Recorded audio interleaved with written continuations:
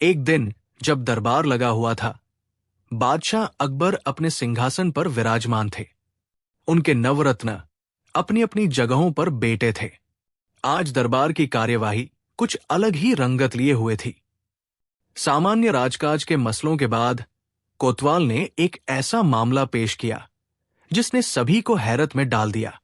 दो आदमी, एक मोटा ताजा कीमती रेशमी वस्त्र पहने, घमंड से गर्दन अकड़ाए, और दूसरा दुबला पतला साधारण सूती कपड़ों में लिपटा सहमा हुआ सा शहंशाह के सामने पेश हुए। मोटे आदमी का नाम था सेठ धनपत राय, शहर का जाना माना व्यापारी, जो अपनी कंजूसी और दूसरों को परेशान करने की फितरत के लिए भी कुख्यात था। दूसरा व्यक्ति था दीनू, एक गरीब किसान, जो शहर के बाहरी छोर पर एक छोटी सी झोपड़ी और जमीन के टुकड़े का मालिक था। शहंशाह अकबर ने अपनी पारखी नजरों से दोनों को देखा और कोतवाल से पूछा, कोतवाल साहब, क्या माजरा है? इन दोनों के बीच किस बात का झगड़ा है? कोतवाल ने अदब से झुककर कहा, आलम पनाह, सेठ धनपत राय ने इस गरीब किसान दीनू पर एक बड़ा ही अजीब इल्जाम लगाया है। सेठ जी का कहना है कि दीनू रोजाना इनकी एक कीमती चीज का बेजा इस्तेमाल करता है और उसका मुआवजा भी नहीं देता। अकबर की भौहें आश्चर्य से तन गई। ऐसी कौन सी कीमती चीज है जिसका इस्तेमाल ये गरीब किसान कर सकता है, और वो भी बिना सेठ की जानकारी के? सेठ धनपत राय आगे बढ़ा, अपनी तोंद को संभालते हुए और मक्खन लगी आवाज में बोला, जहांपनाह, आप तो जानते ही हैं कि इस नाचीज ने शहर के सबसे बेहतरीन इलाके में नदी किनारे एक आलीशान हवेली तामीर करवाई है। मेरी हवेली के ठीक पीछे इस दीनू की झोपड़ी और एक छोटा सा खेत है। हां तो? अकबर ने पूछा। उनकी आवाज में थोड़ी अधीरता थी। आलम पनाह, सेठ ने नाटकीय ढंग से कहा, मेरी हवेली के आंगन में मैंने बड़ी मेहनत और लगन से एक विशाल छायादार आम का पेड़ लगाया है। वो पेड़ इतना घना और खूबसूरत है कि उसकी छाव दूर दूर तक फैलती है, और ये दीनू, ये नमक हराम किसान, पिछले कई महीनों से रोजाना मेरे उस कीमती पेड़ की ठंडी छाव का मुफ्त में आनंद ले रहा है।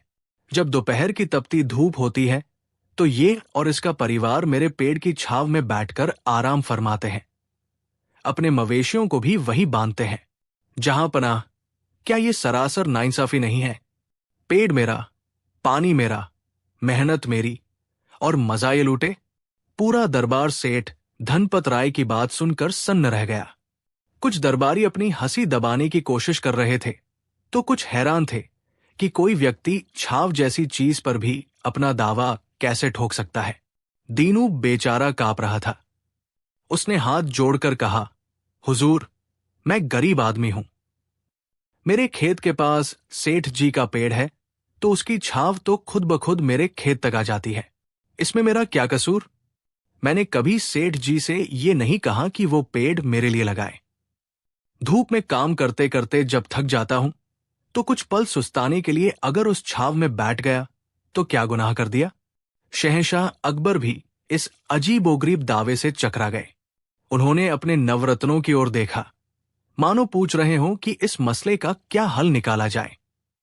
सभी चुप थे, क्योंकि ऐसा मुकदमा उन्होंने पहले कभी नहीं सुना था। तभी बीरबल, जो हमेशा की तरह शांतचित्त होकर सब सुन रहे थे, हल्के से मुस्कुराए। उनकी आंखों में एक परिचित चमक थी, जो ये बता रही थी कि उनके दिमाग में कोई तरकीब सूझ गई है। अकबर ने बीरबल की ओर देखकर कहा, बीरबल, तुम क्या कहते हो? यह मामला तो बड़ा ही पेचीदा है। क्या छाव पर भी किसी का मालिकाना हट हो सकता है? बीरबल ने अदब से सिर झुकाया। जहांपनाह, मामला वाकई अनोखा है, लेकिन नामुमकिन नहीं। अगर सेठ धनपत राय का दावा है कि पेड़ उनका है, तो उसकी हर चीज, फल, लकड़ी और यहां तक कि छाव पर भी उनका ही अधिकार होना चाहिए। इसमें कोई दो राय नहीं।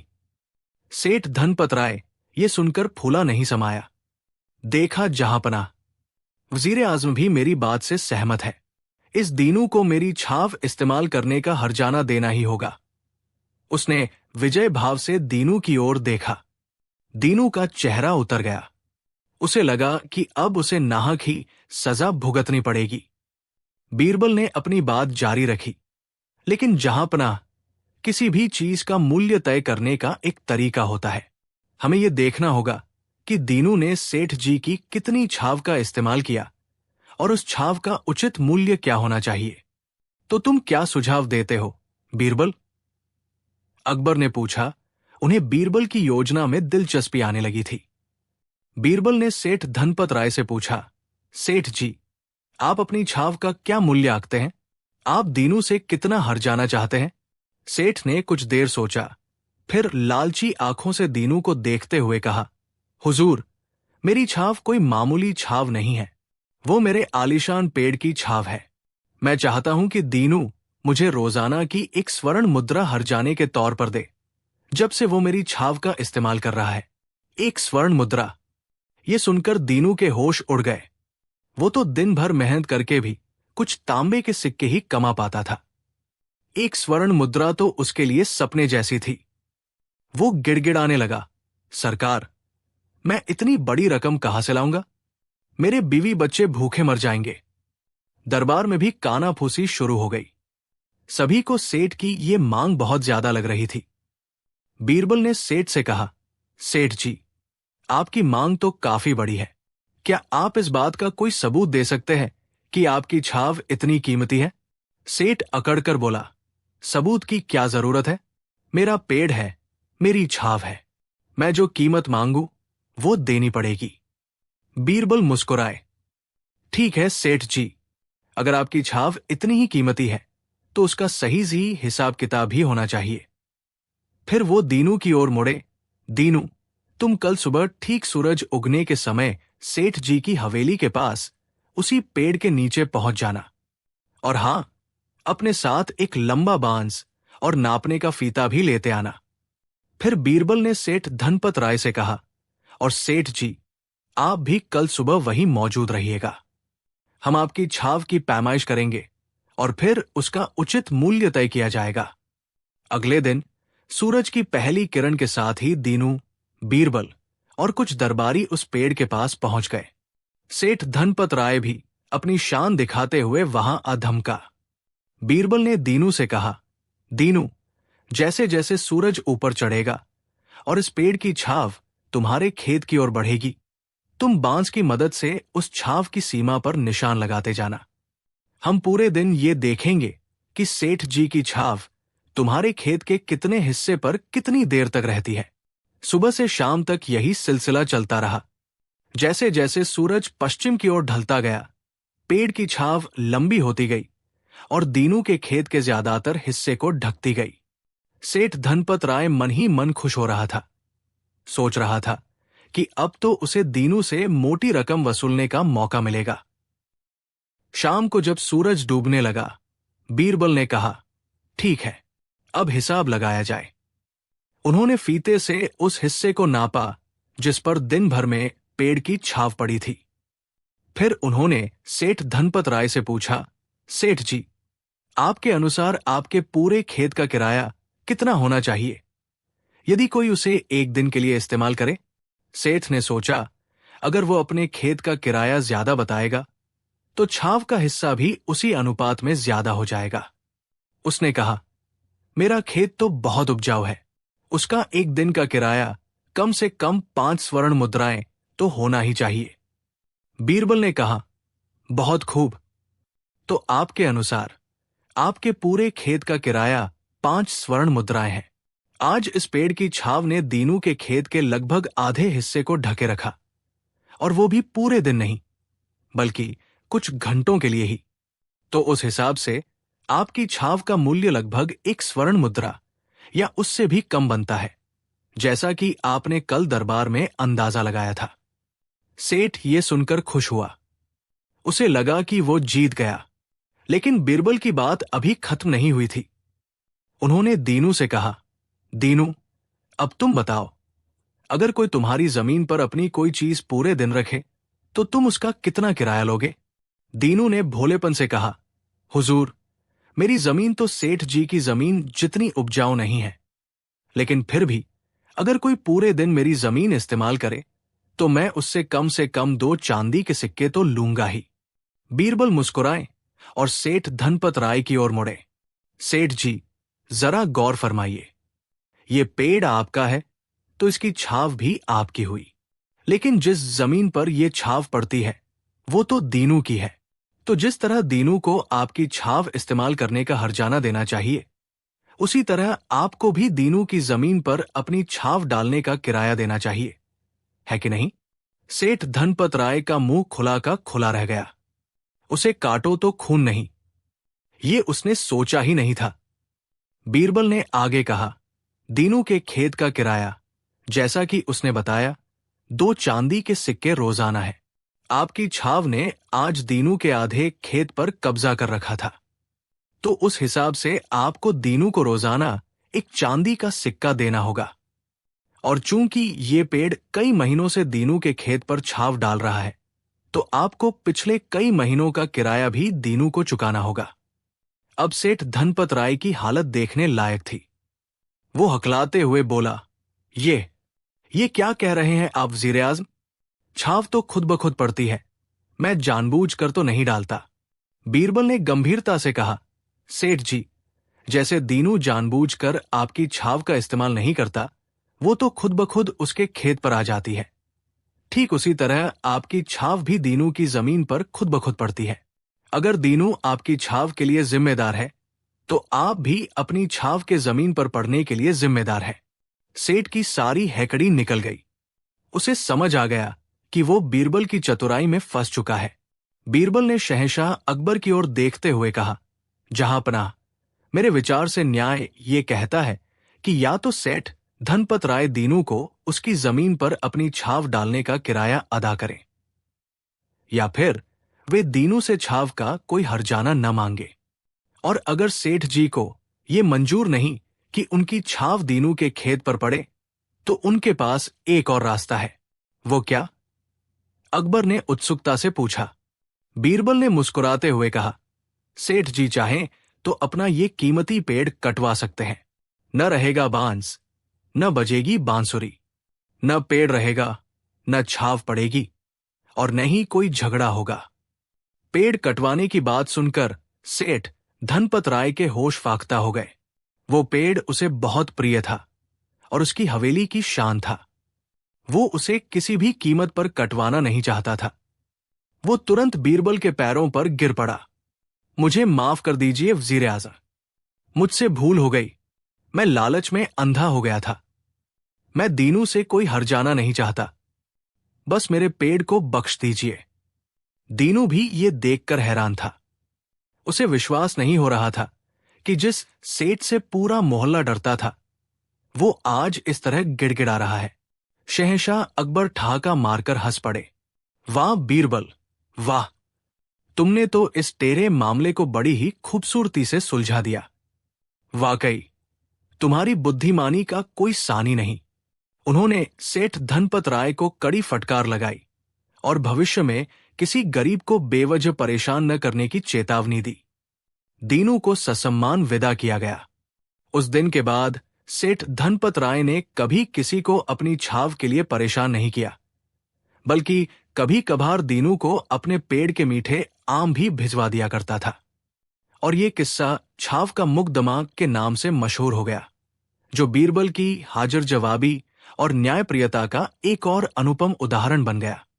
दरबार में सभी ने एक बार फिर बीरबल की सूझबूझ की भूरी भूरी प्रशंसा की, और ये बात सिद्ध हो गई कि चाहे मामला कितना भी अजीब ओगरीब क्यों न हो, बीरबल के पास उसका हल अवश्य होता है। कहानी 2।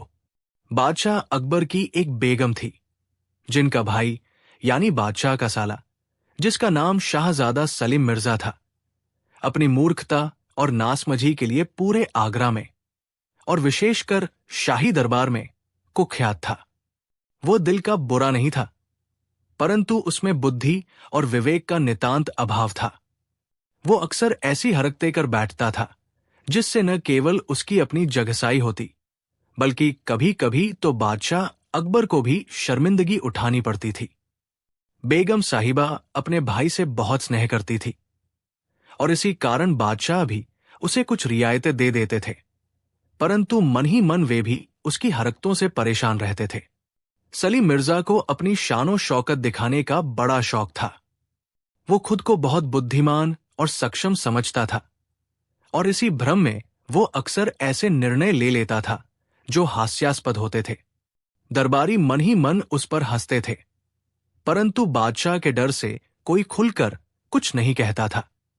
केवल बीरबल ही थे जो कभी कभी अपनी चतुराई और हाजिर जवाबी से सलीम मिर्जा को उसकी मूर्खता का एहसास करा देते थे। वो भी इस तरह कि सांप भी मर जाए और लाठी भी न टूटे। एक दिन सलीम मिर्जा को एक नया शौक चढ़ा, व्यापार करने का। उसने सुना था कि व्यापार में बहुत मुनाफा होता है और वह भी रातों रात अमीर बनना चाहता था। उसने बादशाह अकबर से कुछ धन उधार लिया और आगरा के सबसे बड़े बाजार में एक आलीशान दुकान खोल ली। दुकान का नाम रखा शाहजादा सलीम मिर्जा एंड सन्स। हालांकि उसके कोई सन्स नहीं थे, ये नाम उसे ज्यादा शाही लगा। उसने अपनी दुकान में हर तरह का माल भर लिया, ईरान के कालीन, चीन का रेशम, अरब के इत्र और न जाने क्या क्या। परंतु उसे व्यापार का कोई अनुभव नहीं था। वो न तो माल की गुणवत्ता पहचानता था, न ही उसे मोलभाव करना आता था। जो भी ग्राहक आता वो उसे ऊंचे दामों पर माल बेचने की कोशिश करता और जब ग्राहक नाराज होकर जाने लगता तो वो घबराकर उसे औने पौने दामों में बेच देता। नतीजा ये हुआ कि कुछ ही हफ्तों में उसकी दुकान घाटे में चलने लगी। सलीम मिर्जा परेशान हो गया। उसे समझ नहीं आ रहा था कि वो क्या करे। उसने अपनी बेगम बहन से मदद मांगी। बेगम साहिबा ने बादशाह अकबर से बात की। अकबर ने सिर पकड़ लिया। उन्हें पता था कि उनका साला किसी काम का नहीं, पर पारिवारिक दबाव के कारण उन्हें कुछ करना ही था। अकबर ने बीरबल को बुलाया। बीरबल, उन्होंने कहा, तुम तो जानते ही हो हमारे साले साहब के कारनामों को। अब उन्होंने व्यापार में हाथ आजमाया है और अपनी सारी जमा पूंजी डुबो दी है, साथ में हमारा दिया हुआ धन भी। उनकी बेगम यानी हमारी बेगम बहुत चिंतित है। तुम्हें कोई ऐसी तरकीब निकालनी होगी जिससे उनका व्यापार भी चल निकले और उन्हें अपनी मूर्खता का थोड़ा एहसास भी हो जाए, पर ध्यान रहे उन्हें बुरा भी न लगे। बीरबल मुस्कुराए। ये उनके लिए एक और चुनौती थी, पर उन्हें ऐसी ही चुनौतियों में मजा आता था। आलम पनाह, आप चिंता न करें, मैं कुछ सोचता हूं। अगले दिन बीरबल साधारण वेश में सलीम मिर्जा की दुकान पर पहुंचे। सलीम मिर्जा अपनी दुकान में मक्खियां मार रहे थे। बीरबल को देखकर वो थोड़ा चौंके, पर जब बीरबल ने अपना परिचय नहीं दिया तो उन्होंने उन्हें एक साधारण ग्राहक समझा। कहिए जनाब, क्या चाहिए आपको? सलीम मिर्जा ने बड़े रूखेपन से पूछा, क्योंकि आजकल उनका मिजाज वैसे ही खराब चल रहा था। बीरबल ने दुकान में चारों ओर नजर दौड़ाई और फिर एक ईरानी कालीन की ओर इशारा करते हुए कहा, यह कालीन बहुत खूबसूरत है, इसकी क्या कीमत है? सलीम मिर्जा ने उस कालीन को देखा जो उन्होंने बहुत ऊंचे दाम पर खरीदा था और अब बिक नहीं रहा था। उन्होंने सोचा कि इस भोले दिखने वाले ग्राहक को ठग लिया जाए। ये कालीन, ये तो नायाब है, सीधे ईरान के शाह के महल से आया है। इसकी कीमत है 500 सोने की मोहरें। बीरबल ने ऐसा अभिनय किया मानो वे बहुत प्रभावित हुए हों। 500 मोहरें, वाकई ये बहुत कीमती होगा। फिर उन्होंने अपनी जेब से एक छोटी सी थैली निकाली जिसमें कुछ चांदी के सिक्के थे। मेरे पास तो इतनी मोहरें नहीं हैं, क्या आप इसे 50 चांदी के सिक्कों में देंगे? सलीम मिर्जा का पारा चढ़ गया। 50 चांदी के सिक्के? तुम मेरा मजाक उड़ा रहे हो? दफा हो जाओ यहां से, ये दुकान है, कोई खैरात खाना नहीं। बीरबल ने मासूमियत से कहा, पर मैंने सुना था कि आप बड़े दिल वाले हैं और गरीबों की मदद करते हैं। ये सुनकर सलीम मिर्जा का अहंकार थोड़ा जागा। हाँ, मैं हूं तो बड़े दिल वाला, पर इसका यह मतलब नहीं कि मैं अपना माल कौड़ियों के भाव बेच दूं। बीरबल ने कुछ देर सोचने का नाटक किया और फिर कहा, अच्छा, एक काम करते हैं, न आपकी न मेरी, आप ये कालीन मुझे 100 चांदी के सिक्कों में दे दीजिए। मैं आपको एक ऐसी चीज दूंगा जो इससे भी ज्यादा कीमती है। सलीम मिर्जा की आंखों में लालच चमक उठा। ऐसी कौन सी चीज है तुम्हारे पास जो इस नायाब कालीन से भी ज्यादा कीमती है? बीरबल ने अपनी जेब से एक छोटा सा सादा सा दिखने वाला पत्थर निकाला। ये है वो चीज। ये एक चमत्कारी पत्थर है। इसे जो भी अपने पास रखता है उसकी बुद्धि तीव्र हो जाती है और वो हर काम में सफल होता है। सलीम मिर्जा ने उस पत्थर को संदेह की दृष्टि से देखा। ये मामूली सा पत्थर और चमत्कारी? मुझे विश्वास नहीं होता। बीरबल ने कहा, आप चाहे तो इसे आजमा कर देख सकते हैं। आप ये पत्थर एक दिन अपने पास रखिए। अगर आपको अपनी बुद्धि में कोई फर्क नजर न आए तो कल आप मुझे ये पत्थर वापस कर देना और अपने 100 सिक्के भी ले लेना। कालीन भी आपका ही रहेगा। और अगर आपको इसका चमत्कार दिख जाए तो ये कालीन मेरा। सलीम मिर्जा को ये सौदा फायदे का लगा। अगर पत्थर काम नहीं किया तो भी उनका कोई नुकसान नहीं था, और अगर सचमुच ये चमत्कारी हुआ तो उनकी सारी मुश्किलें दूर हो जाएंगी। ठीक है, मुझे मंजूर है, उन्होंने कहा। बीरबल ने वो पत्थर सलीम मिर्जा को दे दिया। 100 चांदी के सिक्के लिए और कालीन लेकर चले गए। अगले दिन सलीम मिर्जा बहुत उत्साहित होकर दुकान पर आए। रात भर उन्होंने वो पत्थर अपने सिरहाने रखा था और उन्हें लग रहा था कि उनकी बुद्धि सचमुच तेज हो गई है। आज वो अपने हर ग्राहक से बड़े आत्मविश्वास और चतुराई से बात कर रहे थे। जब एक ग्राहक ने एक रेशमी कपड़े का दाम पूछा तो सलीम मिर्जा ने पहले की तरह अनाप शनाप कीमत बताने की बजाय उसकी गुणवत्ता के बारे में बताया, उसकी खासियत समझाई और फिर एक उचित मुनाफा रखकर दाम बताया। ग्राहक भी उनकी बातों से प्रभावित हुआ और उसने खुशी खुशी वो कपड़ा खरीद लिया। ऐसा ही कई और ग्राहकों के साथ हुआ। उस दिन सलीम मिर्जा की दुकान पर खूब बिक्री हुई। शाम तक वो इतने प्रसन्न थे कि उन्हें लग रहा था कि वो पत्थर सचमुच चमत्कारी है। जब बीरबल अगले दिन उनकी दुकान पर पहुंचे, इस बार अपने असली वेश में, तो सलीम मिर्जा ने दौड़कर उनका स्वागत किया। बीरबल जी, आप? मैं तो आपको पहचान ही नहीं पाया था। वो पत्थर तो सचमुच अद्भुत है। मेरी तो जैसे किस्मत ही बदल गई। बीरबल मुस्कुराए, तो शाहजादा साहब, अब आप वो कालीन मुझे देंगे या अपने 100 सिक्के वापस लेंगे? सलीम मिर्जा ने उत्साह से कहा, कालीन आपका हुआ बीरबल जी। ये पत्थर तो उससे कहीं ज्यादा कीमती है। क्या आप मुझे ये पत्थर हमेशा के लिए दे सकते हैं? मैं आपको इसकी मुंहमांगी कीमत दूंगा। बीरबल ने गंभीरता से कहा, शाहजादा साहब, ये पत्थर बेचने के लिए नहीं है।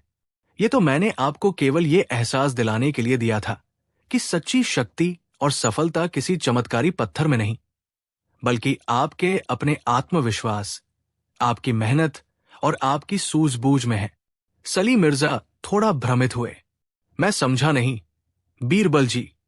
बीरबल ने समझाया, शाहजादा साहब, वो पत्थर एक साधारण सा पत्थर था। उसमें कोई चमत्कार नहीं था। चमत्कार तो आपके अपने अंदर जागा। जब आपको लगा कि आपके पास एक चमत्कारी पत्थर है तो आपका आत्मविश्वास बढ़ गया। आपने ग्राहकों से ठीक से बात की, माल की गुणवत्ता समझाई, उचित दाम लगाए। नतीजा ये हुआ कि आपकी बिक्री बढ़ी। सफलता का रहस्य वो पत्थर नहीं, बल्कि आपका बदला हुआ दृष्टिकोण था। उन्होंने आगे कहा, व्यापार में सफलता के लिए ऊंचे ऊंचे नाम या बड़ी दुकान काफी नहीं होती। उसके लिए चाहिए बाजार की समझ, ग्राहकों से सही व्यवहार, माल की परख और थोड़ी सी मेहनत। जो आपने कल किया, अगर आप वही रोज करेंगे तो आपको किसी चमत्कारी पत्थर की आवश्यकता नहीं पड़ेगी। सलीम मिर्जा बीरबल की बातें ध्यान से सुन रहे थे। धीरे धीरे उन्हें अपनी मूर्खता का एहसास होने लगा। उन्हें समझ में आ गया कि वे अब तक बाहरी चीजों और अपनी झूठी शान पर निर्भर रहे थे, जबकि असली ताकत उनके अपने भीतर थी। उनकी आंखों में कृतज्ञता के आंसू आ गए। बीरबल जी, आपने मेरी आंखें खोल दी। मैं सचमुच बहुत बड़ा मूर्ख था। आपने न केवल मेरा व्यापार बचाया, बल्कि मुझे जीवन की एक बहुत बड़ी सीख भी दी। उस दिन के बाद सलीम मिर्जा में आश्चर्यजनक परिवर्तन आया। उन्होंने बीरबल की सलाह को गांठ बांध लिया। वे मेहनत से व्यापार सीखने लगे, ग्राहकों से विनम्रता से पेश आते और हर निर्णय सोच समझ कर लेते। धीरे धीरे उनकी दुकान मुनाफे में आने लगी और उनकी ख्याति एक समझदार व्यापारी के रूप में फैलने लगी।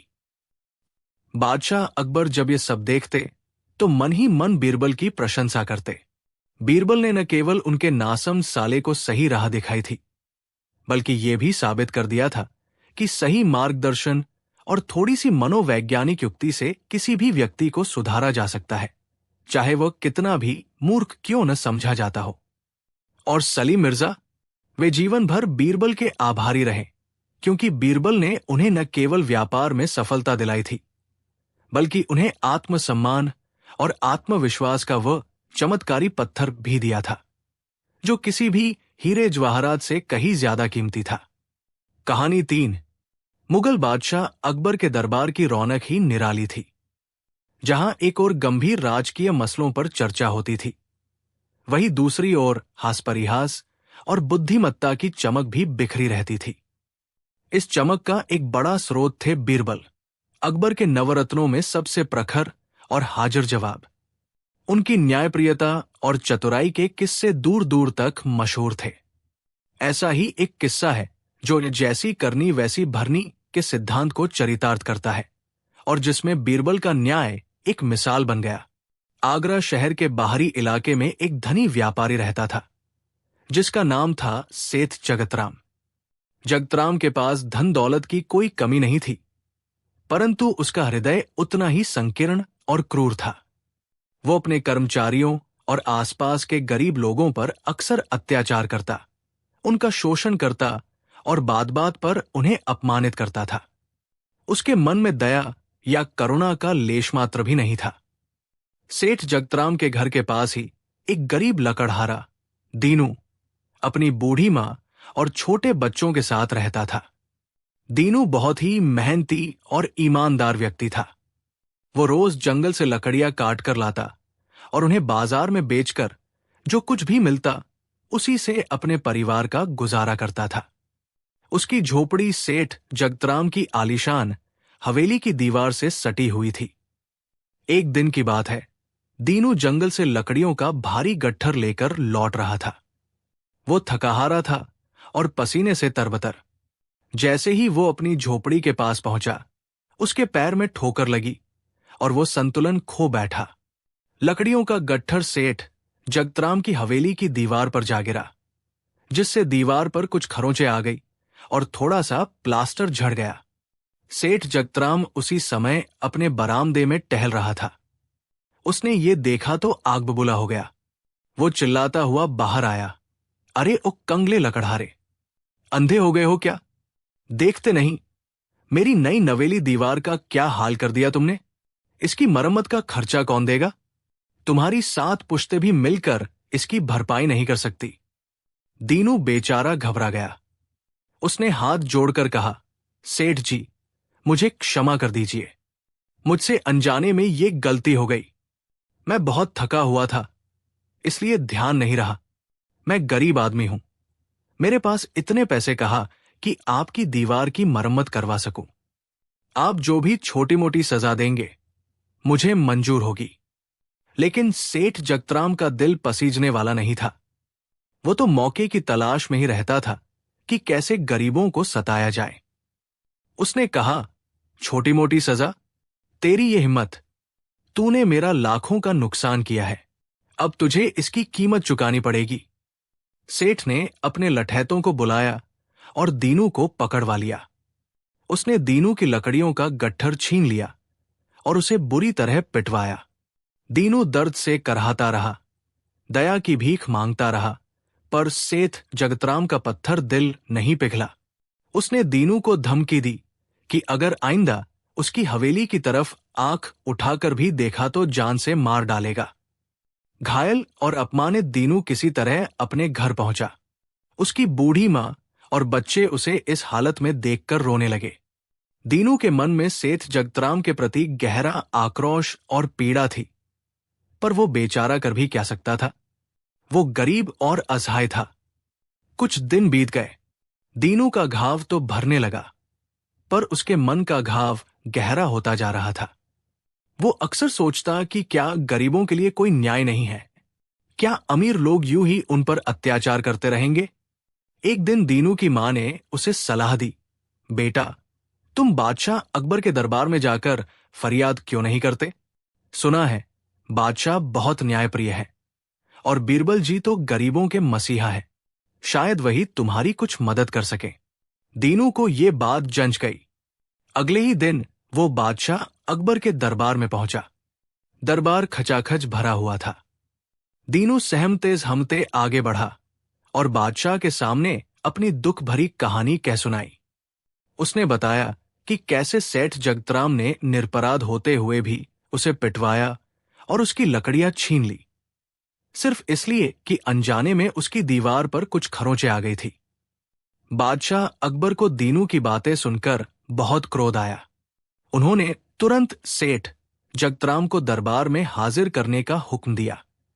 जब सेठ जगतराम दरबार में पहुंचा तो वो अकड़ा हुआ था। उसे अपनी धन दौलत और पहुंच पर बड़ा घमंड था। उसने सोचा कि बादशाह उसका क्या बिगाड़ लेंगे। बादशाह ने उससे पूछा, सेठ जगतराम, क्या यह सच है कि तुमने इस गरीब लकड़हारे को बिना किसी बड़े अपराध के बुरी तरह पिटवाया और इसका सामान छीन लिया? सेठ जगतराम ने बड़ी धूर्तता से कहा, जहांपनाह, ये लकड़हारा झूठ बोल रहा है। इसने जानबूझकर मेरी नई दीवार को तोड़ने की कोशिश की थी। मैंने तो बस अपने नुकसान की भरपाई के लिए इसकी लकड़ियां रख ली और इसे थोड़ी सी चेतावनी दी थी। दीनू ने रोते हुए कहा, नहीं जहांपनाह, सेठ जी सरासर झूठ बोल रहे हैं। मैंने कोई दीवार तोड़ने की कोशिश नहीं की थी। मामला उलझता देख बादशाह अकबर ने बीरबल की ओर देखा। बीरबल, तुम इस मामले की सच्चाई का पता लगाओ और उचित न्याय करो। बीरबल ने दीनू और सेठ जगतराम दोनों की बातें ध्यान से सुनी। फिर उन्होंने कुछ देर तक विचार किया। उनके चेहरे पर एक रहस्यमयी मुस्कान उभरी। उन्होंने सेठ जगतराम से पूछा, सेठ जी, आपकी दीवार को कितना नुकसान पहुंचा था? क्या वो बहुत कीमती दीवार थी? सेठ जगतराम ने बढ़ा चढ़ाकर कहा, जी हां बीरबल जी, वो दीवार मैंने खास कारीगरों से बनवाई थी। उसमें कीमती पत्थर और नक्काशी का काम था। इस लकड़हारे ने उसे भारी क्षति पहुंचाई है। कम से कम 100 सोने की अशर्फियों का नुकसान हुआ होगा।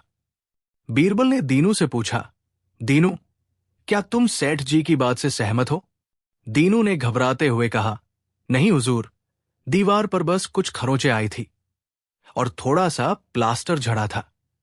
100 अशर्फियों का नुकसान तो कतई नहीं हुआ होगा। बीरबल ने कहा, ठीक है, हम घटनास्थल का मुआयना करेंगे और नुकसान का सही आकलन करेंगे। अगले दिन बीरबल कुछ दरबारियों और सिपाहियों के साथ सेठ जगतराम की हवेली पहुंचे। दीनू भी उनके साथ था। बीरबल ने दीवार का निरीक्षण किया। जैसा दीनू ने कहा था, दीवार पर मामूली खरोंचें और थोड़ा सा प्लास्टर ही झड़ा हुआ था। यह स्पष्ट था कि सेठ जगतराम झूठ बोल रहा था और नुकसान को बढ़ा चढ़ाकर बता रहा था। बीरबल ने सेठ जगतराम से कहा, सेठ जी, आपकी दीवार को देखकर तो ऐसा नहीं लगता कि 100 अशर्फियों का नुकसान हुआ हो। यह तो मामूली क्षति है जिसकी मरम्मत कुछ चांदी के सिक्कों में हो सकती है। सेठ जगतराम को अपनी चोरी पकड़े जाने का डर सताने लगा। वो बोला, नहीं बीरबल जी, आप ठीक से देखिए, ये अंदरूनी क्षति है जो बाहर से दिखाई नहीं दे रही। बीरबल मुस्कुराए, अच्छा, तो ऐसी बात है। ठीक है सेठ जी, हम आपकी बात मान लेते हैं। आपने इस लकड़हारे की लकड़ियां क्यों छीनी? सेठ ने कहा, अपने नुकसान की भरपाई के लिए। इसकी लकड़ियों की कीमत मेरे नुकसान के आगे कुछ भी नहीं है। बीरबल ने कहा, तो आप ये मानते हैं कि आपने दीनू की लकड़ियां जब्त कर ली, जो उसका रोजगार का साधन है, और उसे बुरी तरह पिटवाया भी, जबकि आपके अनुसार उसने आपकी कीमती दीवार को नुकसान पहुंचाया था? जी हां, सेठ ने अकड़कर कहा। इसे सबक सिखाना जरूरी था। बीरबल ने कुछ देर सोचा, फिर अचानक उनके चेहरे पर एक गंभीर भाव आया। उन्होंने सिपाहियों को आदेश दिया, इस सेठ जगतराम को गिरफ्तार कर लो। सेठ जगतराम हक्का बक्का रह गया।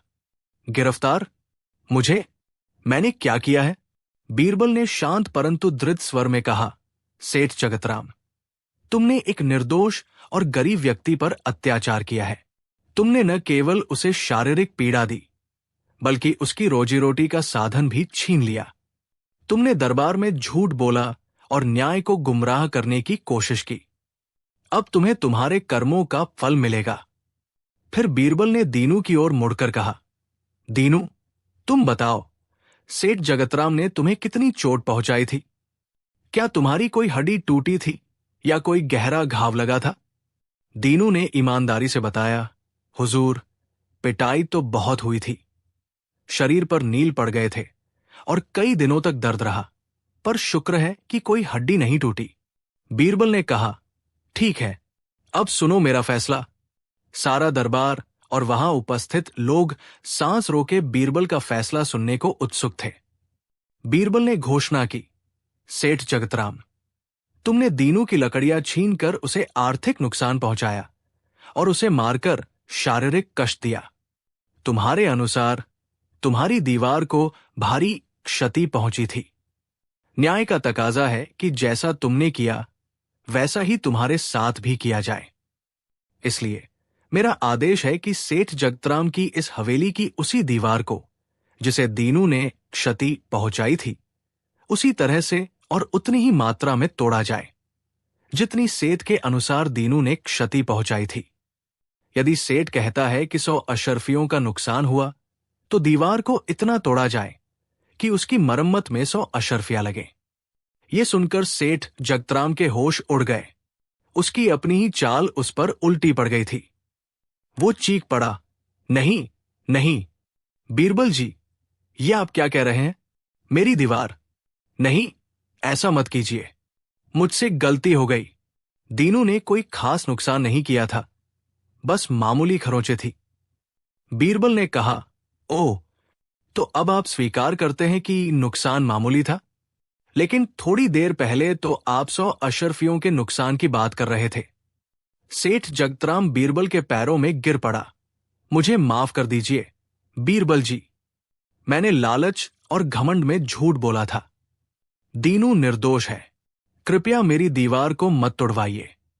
बीरबल ने उसे उठाते हुए कहा, सेठ जगतराम, अब तुम्हें समझ आया कि दूसरों को पीड़ा पहुंचाने का क्या परिणाम होता है। तुमने दीनू के साथ जो किया वो अन्याय था।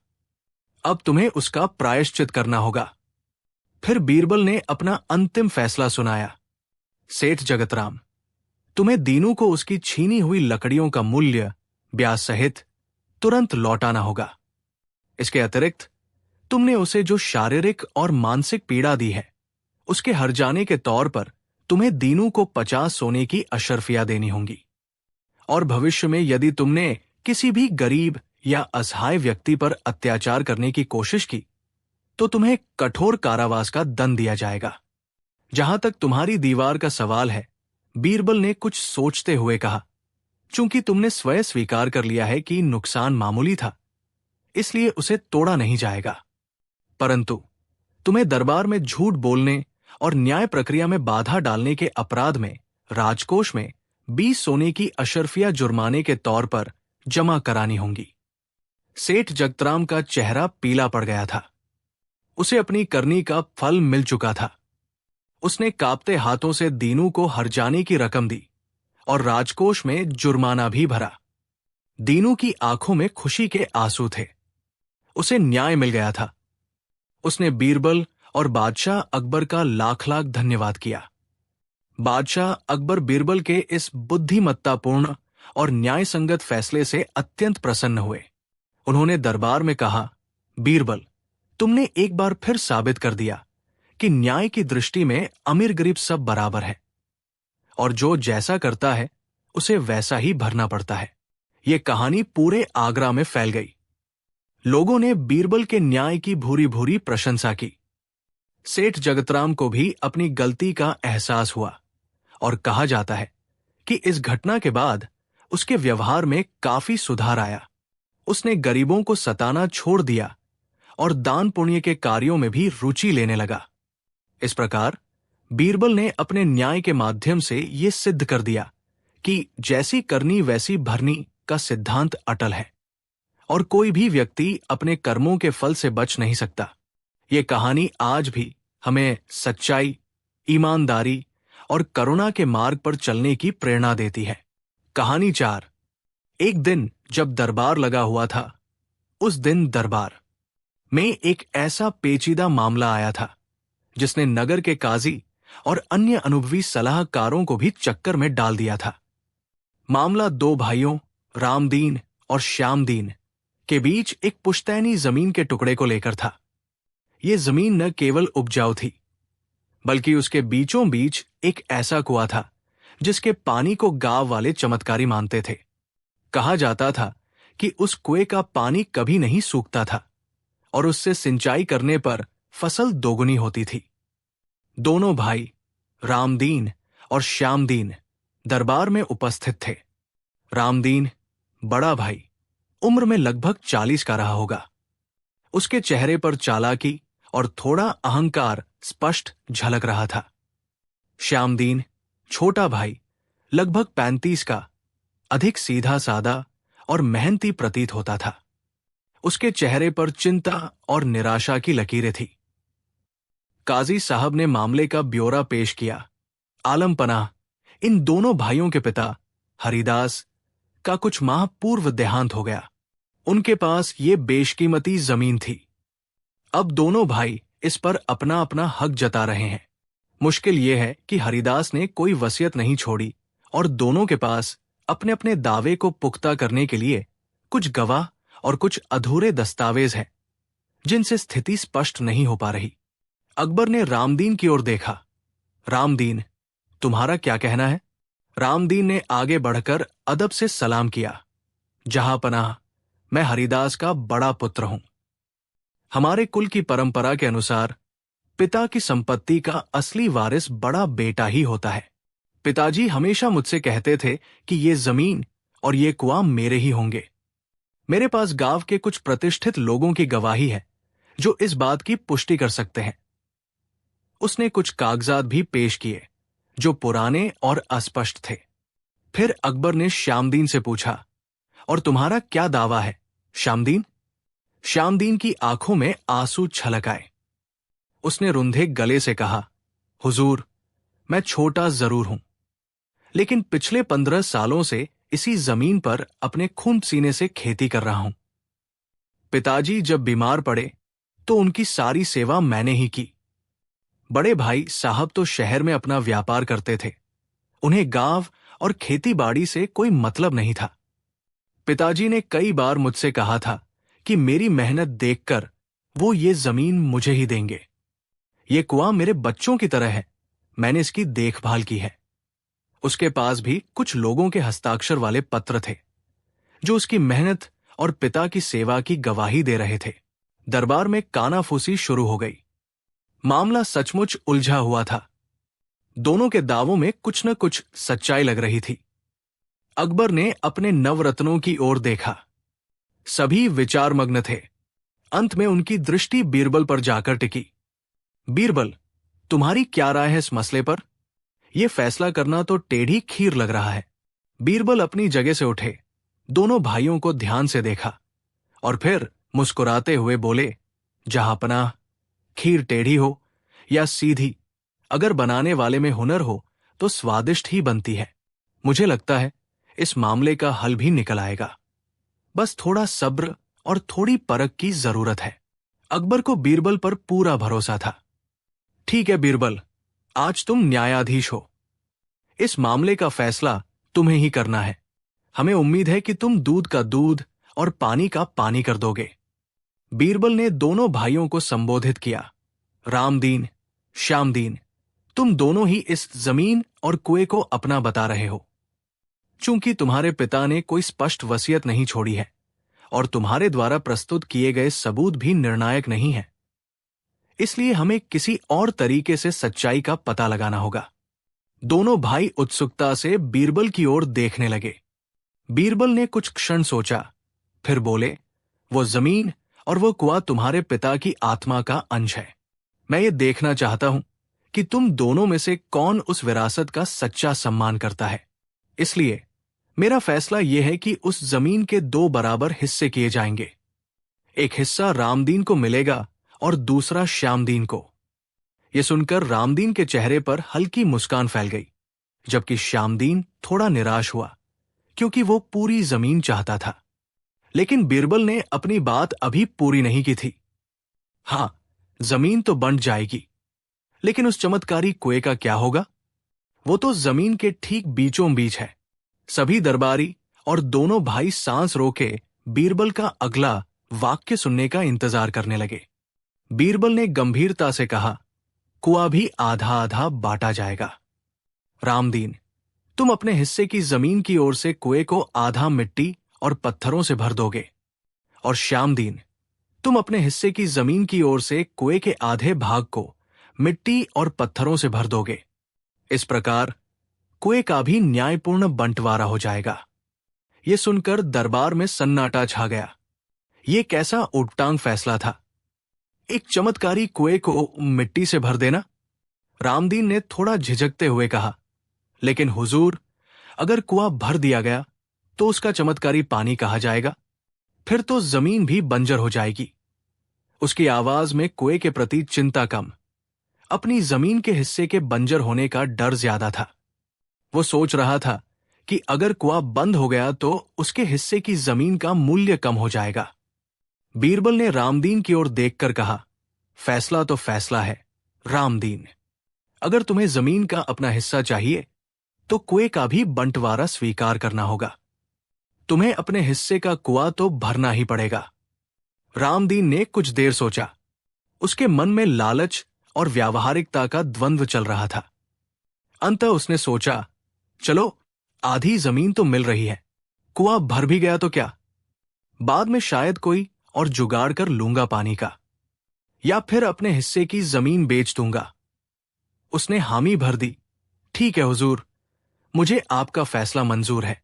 मैं अपने हिस्से का कुआं भरने को तैयार हूं। अब बीरबल श्यामदीन की ओर मुड़े। श्यामदीन का चेहरा पीला पड़ चुका था। उसकी आंखें डबडबा आई थी। वो कांप रहा था। श्यामदीन, बीरबल ने नरम आवाज में कहा, तुम्हारी क्या राय है? क्या तुम अपने हिस्से का कुआं भरने को तैयार हो? श्यामदीन फूट फूट कर रो पड़ा। उसने हाथ जोड़कर कहा, नहीं हुजूर, नहीं, मैं ये अन्याय नहीं कर सकता। वो कुआं हमारी मां की तरह है।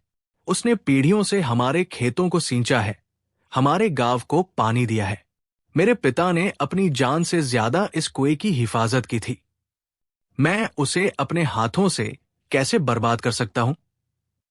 मैं उसे मिट्टी से कैसे भर सकता हूं? नहीं हुजूर, मुझे ये जमीन नहीं चाहिए।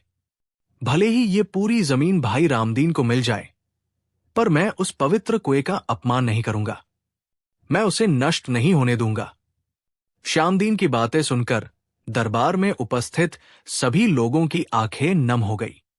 उसकी आवाज में कुएं के प्रति अगाध प्रेम और सम्मान झलक रहा था। बीरबल के चेहरे पर एक गहरी मुस्कान उभरी। उन्होंने शहंशाह अकबर की ओर देखा, जो स्वयं भी श्यामदीन की भावनाओं से प्रभावित थे। बीरबल ने ऊंची आवाज में कहा, फैसला हो गया, जहां पनाह। सभी उत्सुकता से उनकी ओर देखने लगे। ये जमीन और ये कुआं श्यामदीन का है, बीरबल ने घोषणा की। रामदीन चौंक पड़ा। लेकिन हुजूर, ये कैसा इंसाफ है? मैंने तो आपका फैसला माना था। बीरबल ने रामदीन को शांत करते हुए समझाया, रामदीन, इंसाफ वही होता है जो सच और भावना की परख कर सके। जब मैंने कुएं को आधा आधा भरने का प्रस्ताव रखा तो तुम तुरंत तैयार हो गए। तुम्हारे मन में जमीन का लालच था, कुएं के प्रति कोई लगाव नहीं। तुम उस चीज को भी नष्ट करने पर तुले थे जो तुम्हारे पिता की विरासत का सबसे महत्वपूर्ण हिस्सा थी, सिर्फ इसलिए कि तुम्हें अपना हिस्सा मिल जाए। फिर वे श्यामदीन की ओर मुड़े, और श्यामदीन, तुमने जमीन का मोह त्याग दिया, लेकिन अपने पिता की विरासत, उस जीवनदायी कुएं का अपमान सहन नहीं कर सके। तुम्हारे आंसुओं और तुम्हारी बातों ने यह साबित कर दिया कि तुम ही इस जमीन और कुएं के सच्चे हकदार हो, क्योंकि तुम इसकी कीमत समझते हो, इसका सम्मान करते हो और इसकी देखभाल करोगे। जो व्यक्ति किसी चीज को सच्चे दिल से प्यार करता है, वही उसका असली मालिक होता है। बीरबल ने आगे कहा, पिता की संपत्ति का वारिस केवल जन्म के आधार पर नहीं, बल्कि उसके मूल्यों और उसकी धरोहर को सहेजने की क्षमता के आधार पर भी तय होना चाहिए। श्यामदीन ने अपनी भावनाओं से यह सिद्ध कर दिया है कि वो अपने पिता की विरासत का सच्चा वाहक है। शहंशाह अकबर बीरबल के इस अनोखे और बुद्धिमत्तापूर्ण फैसले से अत्यंत प्रसन्न हुए। उन्होंने खड़े होकर कहा, वाह बीरबल, तुमने एक बार फिर अपनी असाधारण सूझबूझ का परिचय दिया है। यह फैसला न केवल न्यायपूर्ण है, बल्कि ये हमें यह भी सिखाता है कि भौतिक वस्तुओं से अधिक महत्वपूर्ण मानवीय भावनाएं और विरासत का सम्मान होता है। रामदीन शर्म से सिर झुकाए खड़ा था। उसे अपनी गलती और लालच का एहसास हो चुका था। श्यामदीन आंखों में कृतज्ञता के आंसू लिए बीरबल के चरणों में झुक गया। दरबार बीरबल की जय, बादशाह सलामत की जय के नारों से गूंज उठा। बीरबल ने एक बार फिर साबित कर दिया था कि सच्चा न्यायाधीश वही है जो कानून की किताबों के साथ साथ इंसान के दिल को भी पढ़ना जानता हो। यह कठिन फैसला इतिहास के पन्नों में बीरबल की बुद्धिमानी के एक और सुनहरे अध्याय के रूप में दर्ज हो गया। कहानी 5। दिल्ली का शानदार किला, जहां मुगल सल्तनत की शान बसती थी, उस दिन भी अपने रोजमर्रा के राजकीय कार्यों में व्यस्त था। बादशाह जलालुद्दीन मोहम्मद अकबर अपने भव्य दीवानाम में सुनहरे सिंहासन पर विराजमान थे। उनके मुख पर एक शासक की गंभीरता और एक जिज्ञासु व्यक्ति की चमक दोनों ही स्पष्ट थी। दरबार खचाखच भरा हुआ था। मंत्री, सलाहकार, सेनापति, विद्वान और विभिन्न प्रांतों से आए प्रतिनिधि अपनी अपनी अर्जियां और विचार प्रस्तुत करने को आतुर थे। इसी गहमा गहमी के बीच एक दरबारी, जिसका नाम इनायत खान था, बादशाह के समक्ष उपस्थित हुआ। इनायत खान अपनी वाक्पटुता और चाटुकारिता के लिए जाना जाता था, पर आज उसके चेहरे पर एक विशेष प्रकार का आत्मविश्वास और गर्व झलक रहा था। उसने झुककर बादशाह को 3 बार सलाम किया और फिर अत्यंत विनम्रता का अभिनय करते हुए बोला, आलम पनाह शहंशाह हिंदोस्ता, आपकी सल्तनत दिन दूनी रात चौगुनी तरक्की करे। आज मैं आपके समक्ष एक ऐसी खुशखबरी लेकर उपस्थित हुआ हूं जिसे सुनकर आपका हृदय प्रफुल्लित हो उठेगा और सल्तनत की शान में 4 चांद लग जाएंगे। अकबर ने अपनी घनी भौहों को किंचित ऊपर उठाते हुए पूछा, इनायत खान, ऐसी कौन सी शुभ सूचना है जो तुम हमें सुनाना चाहते हो? शीघ्र बताओ, हमारा मन भी जानने को उत्सुक है। इनायत खान ने एक नाटकीय विराम लिया, जैसे वो किसी बड़े रहस्य से पर्दा उठाने वाला हो। फिर उसने अपनी आवाज में वीरता का पुट घोलते हुए कहा, जहांपनाह, पिछले सप्ताह जब मैं शाही खजाने के एक महत्वपूर्ण काफले के साथ आगरा से दिल्ली लौट रहा था, तो चंबल के बिहड़ों के निकट कुख्यात डाकू सरदार मंगल सिंह और उसके 100 खूंखार साथियों ने हमारे काफिले पर धावा बोल दिया। दरबार में एक क्षण के लिए सन्नाटा छा गया। मंगल सिंह का नाम सुनकर अच्छे अच्छे सूरमाओं के पसीने छूट जाते थे। वो अपनी क्रूरता और चालाकी के लिए पूरे उत्तर भारत में कुख्यात था। अकबर भी चिंतित हो उठे। क्या? मंगल सिंह? फिर क्या हुआ इनायत खान? क्या खजाना सुरक्षित है? हमारे सैनिक कैसे हैं? इनायत खान ने अपना सीना गर्व से फुलाते हुए कहा, आलम पनाह, आपके इजबाल और मेरे तुच्छ पराक्रम से शाही खजाने का एक सिक्का भी कम नहीं हुआ, और न ही हमारा कोई सैनिक हताहत हुआ। जब उन दरिंदों ने हमला किया तो एक बारगी तो हमारे सैनिक भी घबरा गए, पर मैंने उन्हें ललकारा, अपनी तलवार म्यान से निकाली और बिजली की गति से उन डाकुओं पर टूट पड़ा। आलम पनाह, आप यकीन नहीं करेंगे, मैंने अकेले ही मंगल सिन्हा के 20 डाकुओं को अपनी तलवार से यमलोक पहुंचा दिया। मेरी वीरता देखकर मंगल सिन्हा भी भयभीत हो गया। वो समझ गया कि जब तक इनायत खान जीवित है, शाही खजाने को लूटना असंभव है। अंततः वो अपने बचे खुचे साथियों के साथ दुम दबाकर भाग खड़ा हुआ। इनायत खान की बातें सुनकर दरबार में वाहवाह की ध्वनि गूंज उठी। कई चापलूस दरबारी उसकी प्रशंसा में कसीदे पढ़ने लगे। धन्य है इनायत खान, एक ने कहा। ऐसी वीरता तो हमने कहानियों में भी नहीं सुनी। दूसरे ने जोड़ा। अकबर भी इनायत खान की वीरता की कहानी सुनकर अत्यंत प्रसन्न हुए। उन्होंने कहा, इनायत खान, तुमने सचमुच मुगल सल्तनत का नाम रोशन किया है। तुम्हारी बहादुरी अतुलनीय है। हम तुमसे बहुत प्रसन्न हैं। तुम्हारी इस वीरता के लिए तुम्हें उचित पुरस्कार दिया जाएगा। हम तुम्हें शेरगढ़ की उपाधि से सम्मानित करते हैं और तुम्हें 5000 स्वर्ण मुद्राओं का इनाम भी दिया जाएगा। इनायत खान की आंखें चमक उठीं। उसने झुककर बादशाह का शुक्रिया अदा किया। आलम पनाह, ये तो आपका बड़पन है। मैं तो सल्तनत का एक अदना सा सेवक हूं। ये सब दृश्य बीरबल, जो दरबार के एक कोने में शांतचित्त बैठे थे, बड़ी गहराई से देख और सुन रहे थे।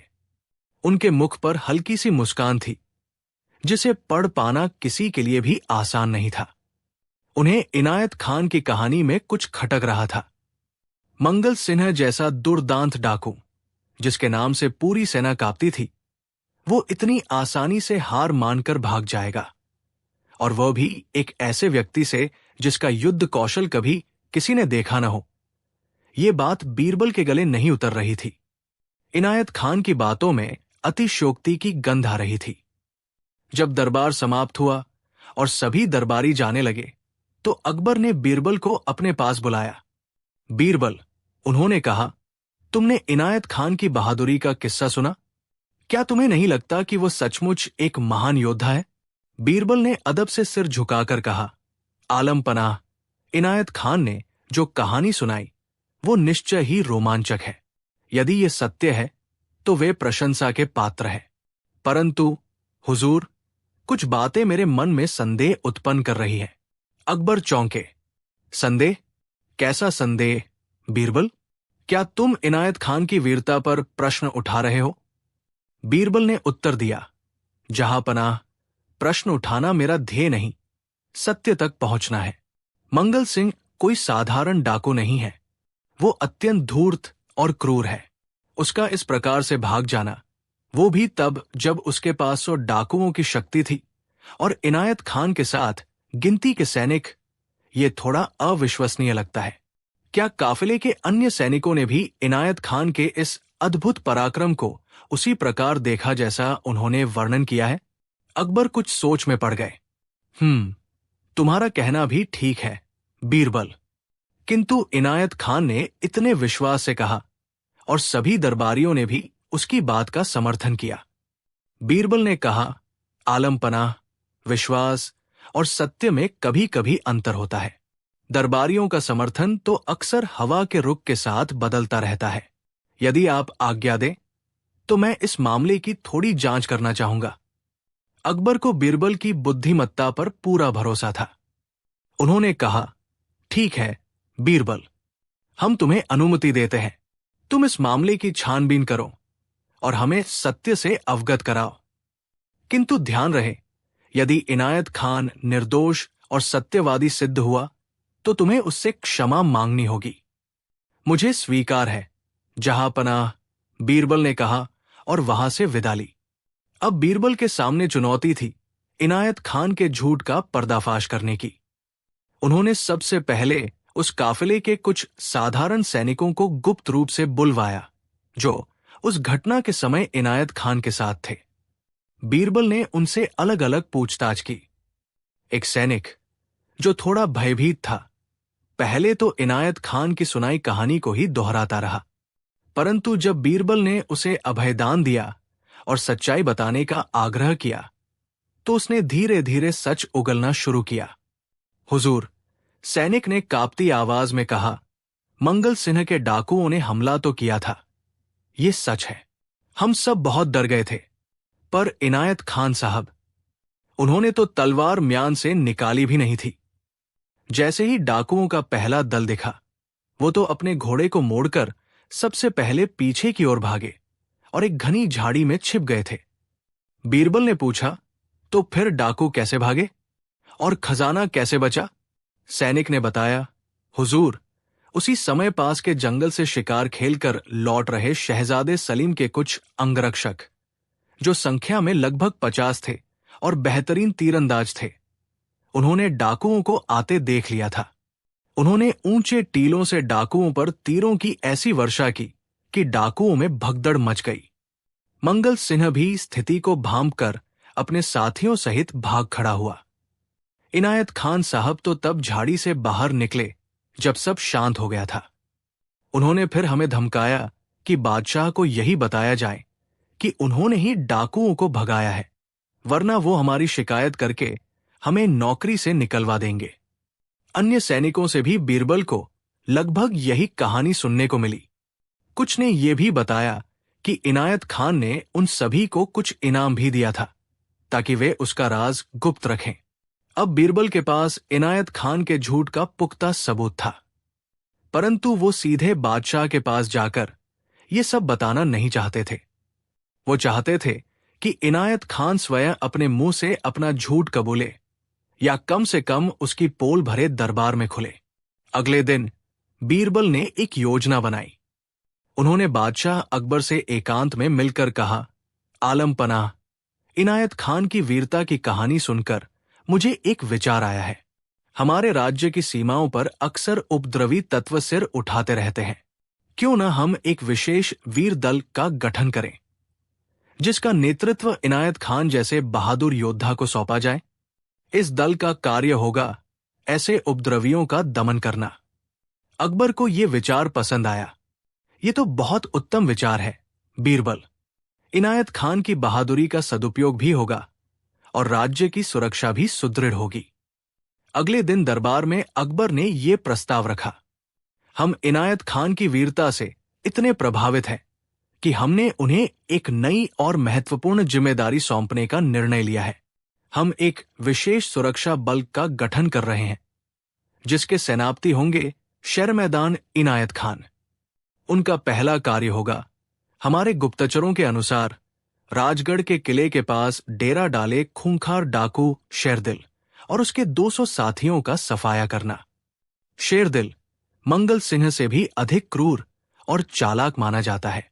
ये सुनते ही इनायत खान के चेहरे का रंग उड़ गया। उसके माथे पर पसीने की बूंदें उभर आई। शेरदिल का नाम सुनकर ही उसकी घिघी बंद गई थी। वो जानता था कि ये उसके बस का रोग नहीं है। उसने लड़खड़ाती आवाज में कहा, आलम पनाह, ये तो मेरा सौभाग्य है कि आपने मुझे इस योग्य समझा। पर हुजूर, अभी कुछ दिन पूर्व ही मंगल सिंह से युद्ध करते हुए मुझे कुछ अंदरूनी चोटें आई है। मैं अभी इस नई जिम्मेदारी के लिए शायद शारीरिक रूप से पूरी तरह तैयार नहीं हूं। बीरबल तुरंत बोले, अरे इनायत खान जी, आप तो शेर मैदान है। मामूली चोटें आपका क्या बिगाड़ सकती है? और जहां तक मुझे याद है, आपने तो कहा था कि आपको कोई खरोंच तक नहीं आई। इनायत खान सक्का गया। नहीं बीरबल जी, खरोंच तो नहीं आई, पर अंदरूनी पीड़ा है। अकबर ने कहा, चिंता मत करो इनायत खान, हमारे शाही हकीम तुम्हारी अंदरूनी पीड़ा का तुरंत इलाज कर देंगे। तुम्हें तो अपनी वीरता का प्रदर्शन करने का एक और अवसर मिल रहा है। हमें तुम पर पूरा विश्वास है। इनायत खान अब बुरी तरह फंस चुका था। वो न तो हां कह पा रहा था और नहीं ना। उसकी हालत देखकर कुछ दरबारियों को भी संदेह होने लगा था। बीरबल ने मौके पर चौका मारा। आलम पनाह, उन्होंने कहा, शायद इनायत खान जी को अकेले जाने में संकोच हो रहा है। क्यों न हम काफिले के उन वीर सैनिकों को भी उनके साथ भेजें जो मंगल सिंह के साथ हुई मुठभेड़ के साक्षी थे। वे इनायत खान जी की युद्ध शैली से परिचित है और उनके नेतृत्व में लड़ने का अनुभव भी रखते हैं। इसके बाद बीरबल ने उन सैनिकों को दरबार में बुलवाया जिनसे उन्होंने पहले पूछताछ की थी। अकबर ने उन सैनिकों से पूछा, तुम सब इनायत खान के साथ चंबल में थे? क्या तुमने इनकी अद्भुत वीरता अपनी आंखों से देखी थी? सैनिक अब दुविधा में थे। एक ओर इनायत खान का डर, दूसरी ओर बादशाह और बीरबल की उपस्थिति। एक वरिष्ठ सैनिक ने हिम्मत करके कहा, आलम पनाह, हम सब वहां उपस्थित थे। इनायत खान साहब ने वो आगे कुछ कहने से हिचकिचाया। बीरबल ने कहा, डरो मत, सच्चाई बताओ। बादशाह सलामत न्यायप्रिय है, सत्य बताने वाले को कोई दंड नहीं मिलेगा। अब इनायत खान का चेहरा पीला पड़ चुका था। उसे आभास हो गया था कि उसका राज खुलने वाला है। बीरबल ने आगे कहा, आलम पनाह, मेरे गुप्तचरों ने उस घटना की विस्तृत जांच की है। सत्य तो यह है कि जब मंगल सिंह के डाकुओं ने हमला किया तो इनायत खान साहब वीरता दिखाने के बजाय एक झाड़ी में छिप गए थे।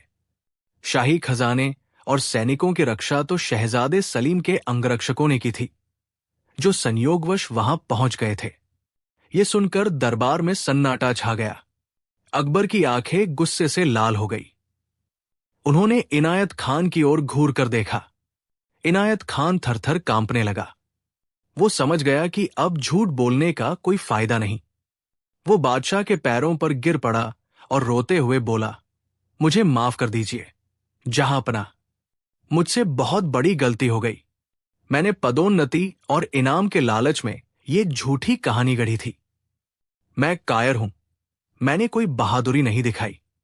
अकबर ने गरजते हुए कहा, इनायत खान, तुमने न केवल हमसे झूठ बोला बल्कि सल्तनत की तौहीन भी की है। तुमने उन सच्चे बहादुरों का भी अपमान किया है जो अपनी जान पर खेलकर राज्य की रक्षा करते हैं। तुम्हारी जगह इस दरबार में नहीं बल्कि कारागार में है। बादशाह ने तुरंत आदेश दिया कि इनायत खान से शहर की उपाधि वापस ले ली जाए, उसे दिया गया इनाम जब्त कर लिया जाए और उसे धोखाधड़ी और कायरता के अपराध में 1 वर्ष के लिए कारागार में डाल दिया जाए। साथ ही उन सैनिकों को जिन्होंने सच्चाई बताने में बीरबल की मदद की, उन्हें इनाम दिया गया और शहजादे सलीम के अंगरक्षकों को उनकी बहादुरी के लिए विशेष रूप से सम्मानित किया गया। जब इनायत खान को सैनिक पकड़कर ले जा रहे थे तो अकबर ने बीरबल की ओर देखकर कहा, बीरबल, एक बार फिर तुमने अपनी बुद्धिमत्ता और न्यायप्रियता से हमें एक बड़े धोखे से बचा लिया। तुम्हारी सूक्ष्म दृष्टि और सत्य को उजागर करने की क्षमता अद्वितीय है। यदि तुम न होते तो हम एक कायर को वीर समझकर पुरस्कृत करते रहते। बीरबल ने विनम्रता से सिर झुकाकर कहा, आलम पनाह, ये तो मेरा कर्तव्य था। सत्य कभी छिपता नहीं, बस उसे ढूंढ निकालने वाली दृष्टि चाहिए होती है। आपने मुझे अवसर दिया, इसके लिए मैं आपका आभारी हूं। दरबार में उपस्थित सभी लोग बीरबल की जय जयकार करने लगे। इस घटना ने एक बार फिर साबित कर दिया कि अकबर के दरबार में बीरबल का स्थान कितना महत्वपूर्ण था और उनकी बुद्धिमत्ता किसी भी पहेली को सुलझाने में सक्षम थी। इनायत खान का झूठा दंभ चूर चूर हो गया था और बीरबल ने उसे सत्य का दर्पण दिखा दिया था। यह कहानी दरबार में लंबे समय तक चर्चा का विषय बनी रही कि कैसे बीरबल ने बड़ी ही चतुराई से एक झूठे दरबारी का पर्दाफाश किया था। कहानी 6।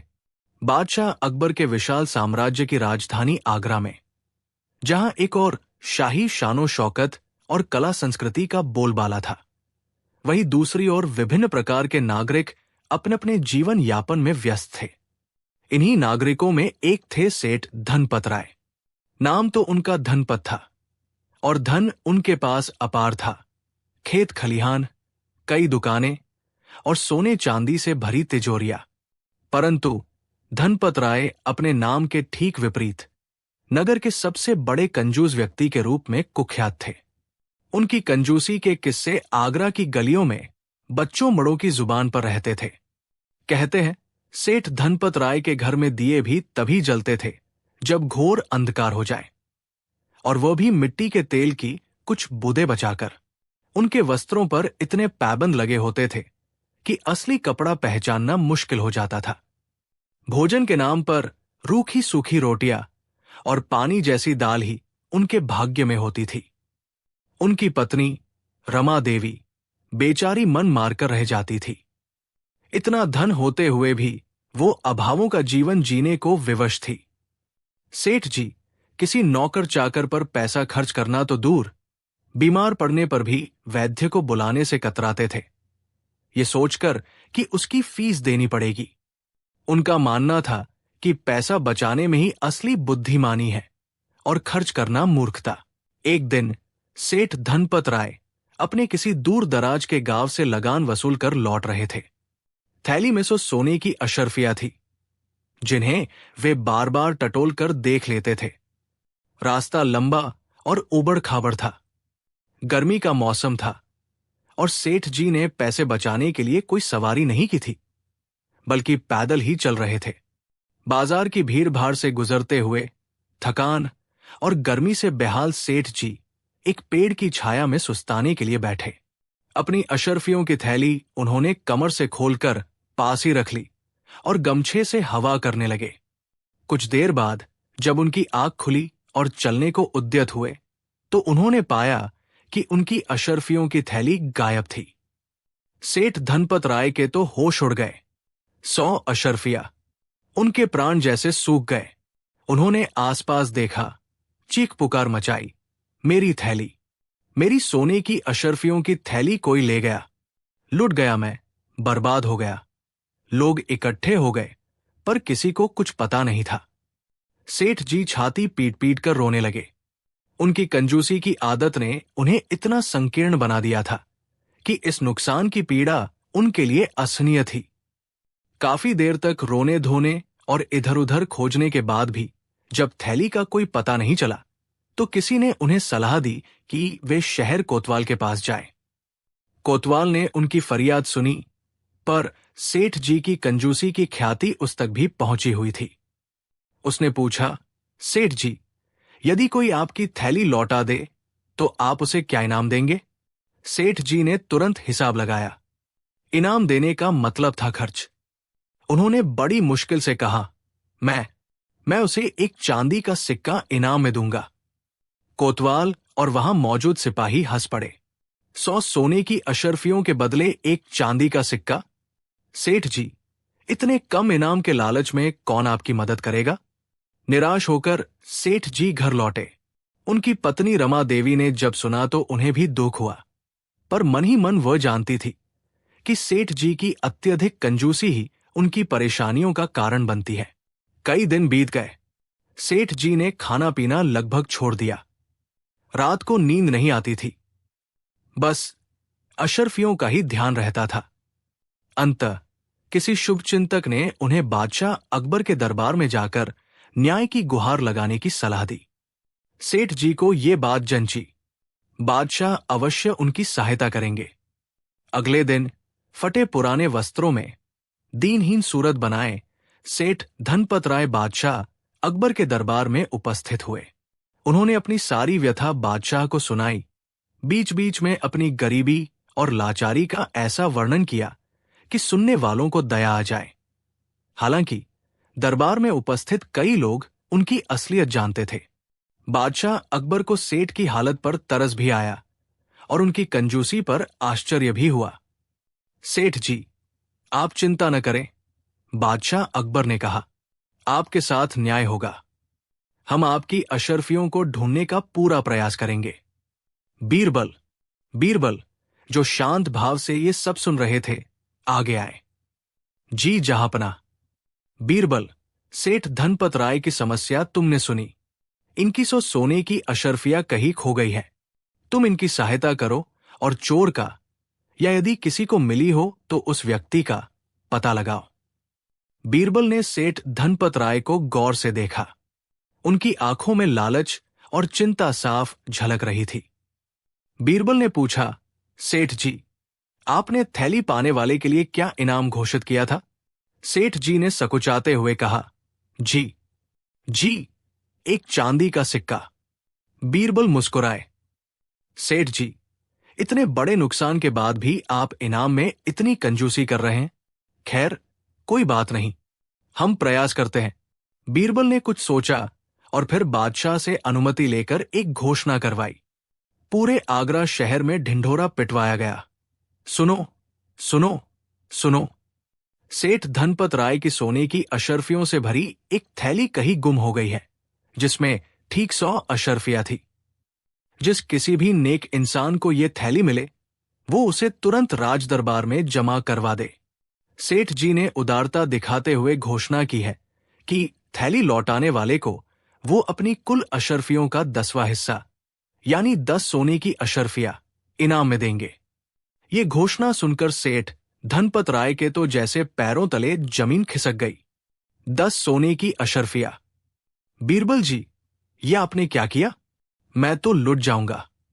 मैंने तो एक चांदी के सिक्के की बात कही थी। वो लगभग चीख पड़े।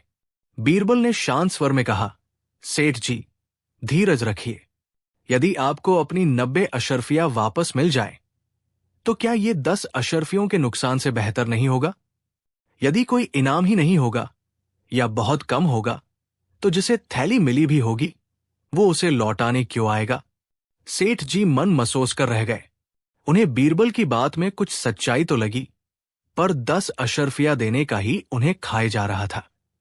अगले दिन दरबार लगा ही था कि एक गरीब किसान, जिसका नाम हरिराम था, दरबार में उपस्थित हुआ। उसके हाथ में एक छोटी सी थैली थी।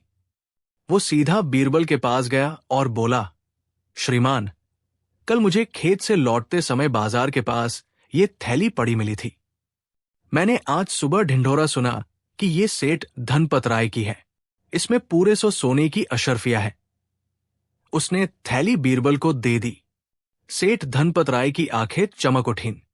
हाँ, हाँ, यही है मेरी थैली, मेरी प्यारी अशर्फिया। वो लपककर थैली लेने को हुए। बीरबल ने उन्हें रोकते हुए कहा, ठहरिए सेठ जी, पहले हरिराम को उसका इनाम तो दे दीजिए। सेठ धनपत राय का चेहरा उतर गया। उन्होंने बड़ी अनिच्छा से थैली खोली, उसमें से 10 अशर्फियां निकाली और भारी मन से हरिराम की ओर बढ़ाई। लेकिन जैसे ही वो अशर्फियां देने लगे, उनके कंजूस मन में एक कुटिल विचार कौंधा। उन्होंने तुरंत अपना हाथ पीछे खींच लिया और चिल्लाकर बोले, रुको, ये क्या? इसमें तो सिर्फ 100 अशर्फियां है।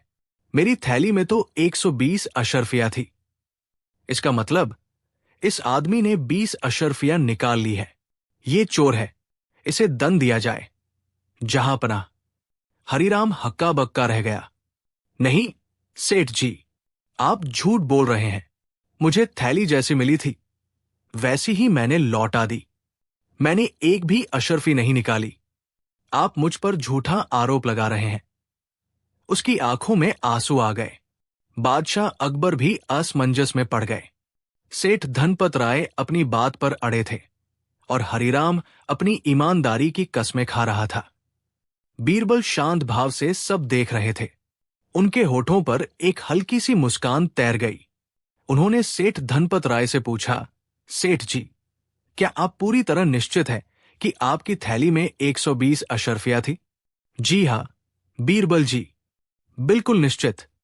मुझे अच्छी तरह याद है, 120 ही थी। सेठ ने जोर देकर कहा, मन ही मन खुश होते हुए कि इस तरह उसे इनाम भी नहीं देना पड़ेगा और शायद कुछ और अशर्फियां भी मिल जाए। बीरबल ने फिर हरिराम से पूछा, और हरिराम, तुम कहते हो कि इस थैली में तुम्हें ठीक 100 अशर्फियां मिली? जी हुजूर, 100 की 100, न एक कम न एक ज्यादा, हरिराम ने सच्चाई से कहा। बीरबल बादशाह अकबर की ओर मुड़े और बोले, जहां पनाह, मामला बिल्कुल साफ है। कैसे बीरबल? बादशाह ने उत्सुकता से पूछा। बीरबल ने कहा, जहां पनाह, सेठ धनपत राय का कहना है कि उनकी थैली में 120 अशर्फियां थी और हरिराम को जो थैली मिली है उसमें केवल 100 अशर्फियां है। इसका सीधा सा अर्थ यह है कि यह थैली सेठ धनपत राय की है ही नहीं, ये किसी और व्यक्ति की थैली है जिसमें 100 अशर्फियां थी और जिसे इस ईमानदार हरिराम ने पाया है। फिर वे हरिराम की ओर मुड़े। हरिराम, चूंकि इस थैली का असली मालिक, जिसकी थैली में 100 अशर्फियां थी, अभी तक सामने नहीं आया है और सेठ धनपत राय की थैली में तो 120 अशर्फियां थी। इसलिए नियमानुसार ये 100 अशर्फियों वाली थैली तुम्हारी हुई। तुम इसे रख सकते हो। और सेठ जी, हम आपकी 120 अशर्फियों वाली थैली को ढूंढने का प्रयास जारी रखेंगे। ये सुनकर सेठ धनपत राय के होश उड़ गए। उनके हाथ पांव फूल गए। उनकी अपनी चाल उन्हीं पर भारी पड़ गई थी। 100 अशर्फिया जो उन्हें वापस मिल रही थी, अब पूरी की पूरी हाथ से जा रही थी, और वह भी उनकी अपनी मूर्खता और लालच के कारण।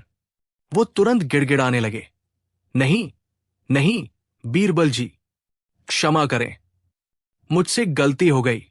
शायद शायद मुझे ठीक से याद नहीं रहा। हाँ, मेरी थैली में 100 ही अशर्फिया थी। यही है मेरी थैली। मुझे माफ कर दीजिए हरिराम भाई, मुझसे भूल हो गई। बीरबल ने कठोरता से कहा, सेठ जी, आप बार बार अपनी बात बदल रहे हैं। पहले आपने कहा एक चांदी का सिक्का इनाम देंगे, फिर मेरी घोषणा पर चुप रहे, और अब जब आपकी अशर्फिया मिल गई तो आपने इस ईमानदार व्यक्ति पर चोरी का इल्जाम लगा दिया, सिर्फ 10 अशर्फिया बचाने के लालच में। अब आप कह रहे हैं कि 100 ही थी। सेठ धनपत राय बीरबल के पैरों पर गिर पड़े। बीरबल जी, मुझे क्षमा कर दीजिए, मैं लालच में अंधा हो गया था। मेरी थैली में सचमुच 100 ही अशर्फिया थी। कृपया मेरी अशर्फिया मुझे दिलवा दीजिए। मैं हरिराम को घोषित इनाम देने को तैयार हूं। बादशाह अकबर ये सारा नाटक देखकर मन ही मन मुस्कुरा रहे थे। बीरबल की बुद्धिमानी ने कंजूस सेठ को कैसा सबक सिखाया था। बीरबल ने कहा, ठीक है सेठ जी, इस बार हम आपकी बात मान लेते हैं, लेकिन याद रखिए, ईमानदारी सबसे बड़ी दौलत है और लालच बुरी बला। हरिराम, सेठ जी तुम्हें तुम्हारी ईमानदारी का इनाम 10 सोने की अशर्फिया देंगे। सेठ धनपत राय ने कांपते हाथों से 10 अशर्फिया हरिराम को दी। हरिराम ने खुशी खुशी उन्हें स्वीकार किया और बीरबल तथा बादशाह का धन्यवाद किया। बची हुई 90 अशर्फिया सेठ धनपत राय को मिल गई, लेकिन उनके चेहरे पर खुशी से ज्यादा शर्मिंदगी और पछतावा था। दरबार में उपस्थित सभी लोग बीरबल की न्यायप्रियता और चतुराई की प्रशंसा कर रहे थे। बादशाह अकबर ने भी बीरबल की पीठ थपथपाई। उस दिन के बाद सेठ धनपत राय की कंजूसी में थोड़ी कमी आई या नहीं, ये तो कहना मुश्किल है, लेकिन उन्हें ये सबक जरूर मिल गया था कि अत्यधिक लालच और बेईमानी कभी कभी बहुत भारी पड़ सकती है। और आगरा के लोग एक बार फिर बीरबल की बुद्धिमत्ता के कायल हो गए, जिन्होंने न केवल एक गरीब की ईमानदारी का सम्मान किया, बल्कि एक कंजूस सेठ को उसकी ही चाल में फंसाकर सही सबक भी सिखाया। कहानी दूर दूर तक फैली और लोगों के लिए मनोरंजन के साथ साथ एक सीख का माध्यम भी बनी। कहानी 7। मुगल सल्तनत की राजधानी आगरा अपनी भव्यता और समृद्धि के लिए दूर दूर तक प्रसिद्ध थी। जहां एक ओर शहंशाह अकबर का न्यायप्रिय शासन और बीरबल की बुद्धिमत्ता के किस्से आम थे, वहीं दूसरी ओर शहर की चहल पहल और व्यापारिक गतिविधियों के बीच कुछ ऐसे धूर्त और चालाक लोग भी मौजूद थे, जो अपनी ठगी से भोले भाले लोगों को अपना शिकार बनाते थे। ऐसे ही 3 ठग थे, लच्छू, बच्चू और कच्छू। ये तीनों अपनी तिकड़मों और लोगों को बेवकूफ बनाने की कला में माहिर थे। लच्छू अपनी मीठी मीठी बातों से किसी को भी भ्रमित कर सकता था। बच्चू भेष बदलने में उस्ताद था, और कच्छू ऐसी कहानियां गढ़ता था कि सुनने वाला सच और झूठ का फर्क ही भूल जाए। इन तीनों ने मिलकर आगरा और उसके आसपास के इलाकों में कई लोगों को अपनी ठगी का शिकार बनाया था, लेकिन वे इतने शातिर थे कि कभी पकड़े नहीं जाते थे। एक दिन इन तीनों ठगों ने आपस में सलाह की। लच्छू बोला, यारों, हमने छोटे मोटे लोगों को तो बहुत लूटा, अब कुछ बड़ा हाथ मारना चाहिए। सुना है शहंशाह अकबर के नवरत्न बीरबल बड़े बुद्धिमान और धनवान हैं, क्यों न उन्हीं को अपना अगला शिकार बनाया जाए। अगर हम बीरबल को ठगने में कामयाब हो गए तो हमारी धाक पूरे हिंदुस्तान में जम जाएगी। बच्चू और कच्छू को भी ये विचार पसंद आया। उन्हें लगा कि अगर वे बीरबल जैसे चतुर व्यक्ति को मात दे देंगे तो उनकी ठगी का लोहा सभी मान जाएंगे। लेकिन यह काम आसान नहीं था, क्योंकि बीरबल की बुद्धिमत्ता के किस्से उन्होंने भी सुन रखे थे। कच्छू ने कहा, लेकिन बीरबल को ठगना बच्चों का खेल नहीं, हमें कोई बहुत ही पक्की योजना बनानी होगी। काफी सोच विचार के बाद तीनों ने एक योजना बनाई। अगले दिन लच्छू एक धनी व्यापारी का भेष धरकर बीरबल के निवास पर पहुंचा। उसने बीरबल से मिलने का अनुरोध किया और कहा कि वो एक बहुत ही महत्वपूर्ण और गोपनीय व्यापारिक प्रस्ताव लेकर आया है। बीरबल, जो हमेशा आगंतुकों का सम्मान करते थे, ने उसे अंदर बुलवाया। लच्छू ने अत्यंत विनम्रता और चापलूसी भरे शब्दों में कहा, बीरबल जी, आपकी बुद्धिमत्ता और न्यायप्रियता की ख्याति सुनकर मैं सुदूर देश से आपके पास आया हूं। मेरे पास एक ऐसा व्यापारिक रहस्य है जिससे हम दोनों ही रातों रात मालामाल हो सकते हैं, लेकिन ये इतना गोपनीय है कि मैं इसे सिर्फ आपके साथ ही साझा करना चाहता हूं। बीरबल ने उसकी बातें ध्यान से सुनी। उन्हें लच्छू की अत्यधिक चापलूसी और उसकी आंखों की चमक में कुछ खटक रहा था, लेकिन उन्होंने जाहिर नहीं होने दिया। उन्होंने कहा, बताइए, क्या प्रस्ताव है आपका? लच्छू ने अपनी आवाज धीमी करते हुए कहा, मेरे पास एक ऐसा जादुई बीज है जिसे यदि किसी अत्यंत पवित्र और ईमानदार व्यक्ति के हाथों से बोया जाए तो उससे सोने के फल उगते हैं। मैंने सुना है कि आपसे अधिक पवित्र और ईमानदार व्यक्ति इस पूरी सल्तनत में कोई नहीं है। यदि आप ये बीज अपने बागीचे में बो दें तो हम दोनों ही अपार धन संपत्ति के स्वामी बन जाएंगे। बस शर्त यह है कि इस बीज को खरीदने के लिए आपको मुझे 1000 सोने की मोहरें देनी होंगी, क्योंकि ये बीज अत्यंत दुर्लभ है। बीरबल मन ही मन मुस्कुराए। वो समझ गए कि ये व्यक्ति कोई ठग है, लेकिन उन्होंने अपनी भावनाओं को छिपाए रखा। उन्होंने कहा, यह तो बड़ा ही अद्भुत बीज है, लेकिन क्या इसका कोई प्रमाण है कि इससे सचमुच सोने के फल उगते हैं? लच्छू ने तुरंत कहा, प्रमाण तो तभी मिलेगा जब आप इसे बोएंगे, लेकिन आप मुझ पर विश्वास कर सकते हैं। और हां, एक और महत्वपूर्ण बात, जब तक इस बीज से पौधा न निकल आए और फल न लग जाए, तब तक आपको इस रहस्य को किसी और को नहीं बताना है, अन्यथा इसका प्रभाव समाप्त हो जाएगा। बीरबल ने कुछ देर सोचने का नाटक किया और फिर बोले, ठीक है, मैं तुम्हारी बात पर विश्वास करता हूं।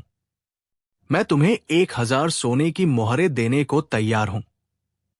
लच्छू की आंखें खुशी से चमक उठीं। उसे विश्वास नहीं हो रहा था कि बीरबल इतनी आसानी से उसकी बातों में आ गए। बीरबल ने अपने सेवक को बुलवाकर 1000 सोने की मोहरें मंगवाई और लच्छू को दे दी। लच्छू ने एक छोटा सा काला सा बीज बीरबल को दिया, उन्हें धन्यवाद दिया और जल्दी से वहां से 9-2-11 हो गया।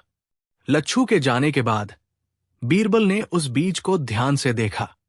वो एक साधारण सा जंगली बीज लग रहा था। बीरबल मुस्कुराए और उस बीज को अपनी जेब में रख लिया।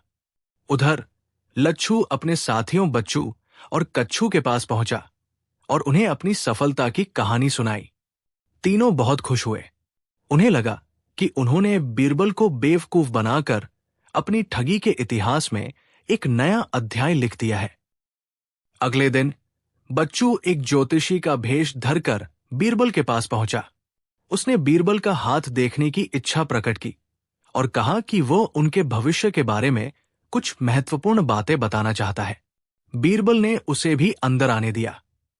बच्चू ने बीरबल का हाथ देखकर गंभीर मुद्रा बनाई और कहा, बीरबल जी, आपके हाथ की रेखाएं बता रही हैं कि आप पर किसी बड़े संकट का साया मंडरा रहा है। आपके किसी शत्रु ने आप पर कोई गुप्त प्रहार किया है, जिससे आपकी धन संपत्ति और मान सम्मान को खतरा है। यदि आपने शीघ्र ही इसका उपाय नहीं किया तो अनर्थ हो सकता है। बीरबल ने शांत भाव से पूछा, तो क्या इसका कोई उपाय है ज्योतिषी जी? बच्चू ने कहा, हां, इसका एक ही उपाय है। आपको अपने घर में मौजूद सभी नकारात्मक ऊर्जा वाली वस्तुओं को आज रात ही घर से बाहर निकाल देना होगा, विशेषकर कोई ऐसी वस्तु जो हाल ही में आपके पास आई हो और अप्राकृतिक लाभ का लालच दे रही हो, और इसके निवारण के लिए आपको मुझे 500 सोने की मोहरें दान करनी होंगी, ताकि मैं विशेष पूजा पाठ करके इस संकट को टाल सकूं। बीरबल समझ गए कि यह भी उसी ठग गिरोह का सदस्य है जो उन्हें फंसाने की कोशिश कर रहा है। उन्होंने कहा, ठीक है ज्योतिषी जी, मैं आपकी बात मानता हूं। उन्होंने बच्चू को भी 500 सोने की मोहरें दे दी। बच्चू भी खुशी खुशी वहां से चला गया। अब कच्छू की बारी थी। वो एक फटेहाल, बीमार भिखारी का भेष धरकर बीरबल के द्वार पर पहुंचा। वो जोर जोर से रो रहा था और अपनी गरीबी और बीमारी का दुखड़ा रो रहा था। उसने कहा, बीरबल जी, आप तो दया के सागर हैं। मैं कई दिनों से भूखा हूं, मेरे बच्चे बीमार हैं, मुझ पर कुछ रहम कीजिए। सुना है आप बड़े दानी हैं। यदि आप मुझे 100 सोने की मोहरें दे दें तो मैं अपने परिवार का पेट भर सकूंगा और उनका इलाज करवा सकूंगा। बीरबल ने उसकी दयनीय दशा देखी, जो कि नकली थी, और उसे भी 100 सोने की मोहरें दे दी। कच्छू भी बीरबल को दुआएं देता हुआ वहां से चला गया। तीनों ठग जब अपने गुप्त स्थान पर मिले तो उनकी खुशी का ठिकाना नहीं रहा। उन्होंने कुल मिलाकर 1600 सोने की मोहरें बीरबल से ठग ली थी। वे अपनी सफलता का जश्न मनाने लगे और बीरबल की मूर्खता पर खूब हंसे। देखा, लच्छू ने कहा, मैंने कहा था ना, बीरबल चाहे कितना भी बुद्धिमान हो, हमारी तिकड़मों के आगे वो भी पानी भरता है। बच्चू बोला, अब तो हम कुछ दिन आराम से ऐश करेंगे। बीरबल को तो पता भी नहीं चलेगा कि उसके साथ क्या हुआ। लेकिन वे ये नहीं जानते थे कि बीरबल उनकी हर चाल को समझ चुके थे और अब उनकी बारी थी सबक सिखाने की। कुछ दिनों बाद बीरबल ने शहर के कोतवाल को बुलवाया और उन्हें कुछ निर्देश दिए। अगले दिन शहर में यह ढिंढोरा पिटवाया गया कि शहंशाह अकबर एक विशेष यज्ञ का आयोजन कर रहे हैं, जिसके लिए उन्हें कुछ अत्यंत भाग्यशाली व्यक्तियों की आवश्यकता है। इन भाग्यशाली व्यक्तियों को यज्ञ में बैठने का अवसर मिलेगा और उन्हें शहंशाह की ओर से भारी इनाम भी दिया जाएगा। भाग्यशाली व्यक्तियों का चयन उनकी हथेली पर बने एक विशेष चक्र के निशान से किया जाएगा। ये खबर उन तीनों ठगों तक भी पहुंची।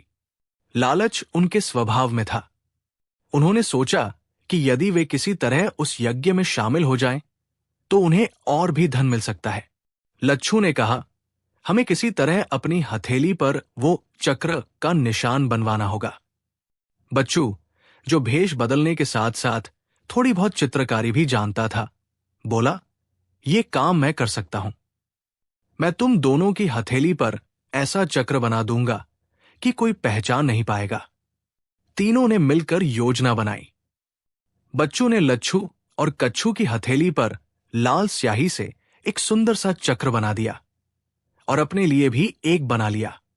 अगले दिन जब चयन प्रक्रिया शुरू हुई तो ये तीनों ठग भी लाइन में लग गए। जब उनकी बारी आई तो उन्होंने अपनी हथेली दिखाई। चयन करने वाले अधिकारियों, जो वास्तव में बीरबल के ही आदमी थे, ने उनकी हथेली पर बने चक्र को देखकर कहा, वाह, आप तीनों तो सचमुच बहुत भाग्यशाली हैं। आपको यज्ञ में बैठने के लिए चुना जाता है। तीनों ठग बहुत खुश हुए। उन्हें अपनी चालाकी पर गर्व हो रहा था। उन्हें एक विशेष स्थान पर ले जाया गया जहां यज्ञ की तैयारियां चल रही थी। वहां पहले से ही कुछ और लोग भी बैठे थे, जो वास्तव में कोतवाल के सिपाही थे, सादे कपड़ों में। कुछ देर बाद बीरबल वहां आए। उन्होंने तीनों ठगों को देखा और मुस्कुराए। आप तीनों महानुभावों का स्वागत है, बीरबल ने कहा। आप सचमुच बहुत भाग्यशाली हैं कि आपको इस पवित्र यज्ञ में भाग लेने का अवसर मिला है। लेकिन इस यज्ञ की एक विशेष विधि है। तीनों ठग उत्सुकता से सुनने लगे। बीरबल ने कहा, इस यज्ञ में आहुति देने से पहले आप तीनों को अपनी सच्चाई की परीक्षा देनी होगी। आपके सामने ये 3 कुंड हैं, जिनमें पवित्र अग्नि प्रज्वलित की जाएगी। आपको बारी बारी से इन कुंडों में से किसी एक में अपना दाहिना हाथ डालना होगा। यदि आप सच्चे और ईमानदार हुए तो अग्नि आपको कोई नुकसान नहीं पहुंचाएगी। लेकिन यदि आपने कोई पाप किया है या किसी को धोखा दिया है तो अग्नि आपके हाथ को जला देगी। ये सुनकर तीनों ठगों के होश उड़ गए। उनके चेहरे का रंग पीला पड़ गया। वे जानते थे कि उन्होंने कितने पाप किए हैं और कितने लोगों को धोखा दिया है। आग में हाथ डालना तो मौत को बुलावा देने जैसा था। लच्छू घबराकर बोला, लेकिन ये कैसी परीक्षा है? हमने तो कभी किसी का बुरा नहीं किया। बीरबल मुस्कुराए, यदि ऐसा है तो आपको डरने की क्या जरूरत है? आइए, सबसे पहले आप ही शुरुआत कीजिए। लच्छू के पसीने छूटने लगे। बच्चू और कच्छू भी थरथर कांप रहे थे। उन्हें समझ आ गया था कि वे बीरबल के जाल में बुरी तरह फंस चुके हैं। कच्छू ने रोते हुए कहा, बीरबल जी, हमें माफ कर दीजिए। हम पापी हैं। हमने आपको धोखा दिया है। वो सोने के फल वाला बीज नकली था। वो ज्योतिषी का संकट भी झूठा था और वो भिखारी की कहानी भी मनगढ़ंत थी। हमने ही आपसे 1600 सोने की मोहरें ठगी थी। बच्चू और लच्छू ने भी सिर झुकाकर अपना अपराध स्वीकार कर लिया। बीरबल ने गंभीर स्वर में कहा, मैं तो पहले ही दिन समझ गया था कि तुम लोग ठग हो। तुम्हारे बात करने के तरीके, तुम्हारी आंखों की चालाकी और तुम्हारी अतार्किक कहानियों ने ही तुम्हारी पोल खोल दी थी। मैंने तुम्हें मोहरें इसलिए दी ताकि तुम्हारा लालच और बढ़े और तुम मेरे जाल में आसानी से फंस जाओ। उन्होंने आगे कहा, वो चक्र का निशान और यज्ञ की कहानी भी तुम्हें पकड़ने के लिए ही रची गई थी। और ये अग्निकुंड, इसमें आग नहीं बल्कि सिर्फ लाल रंग का पानी है जिसे नीचे से गर्म किया जा रहा है ताकि धुआं उठे और ये असली अग्निकुंड जैसा लगे। बीरबल ने एक सेवक को इशारा किया, जिसने कुंड के ऊपर से एक कपड़ा हटाया तो उसमें सचमुच लाल रंग का पानी भाप छोड़ रहा था। तीनों ठग ये देखकर और भी शर्मिंदा हुए। उन्हें अपनी मूर्खता और बीरबल की बुद्धिमत्ता का एहसास हो गया था। बीरबल ने कोतवाल को इशारा किया। सिपाहियों ने तीनों ठगों को पकड़ लिया।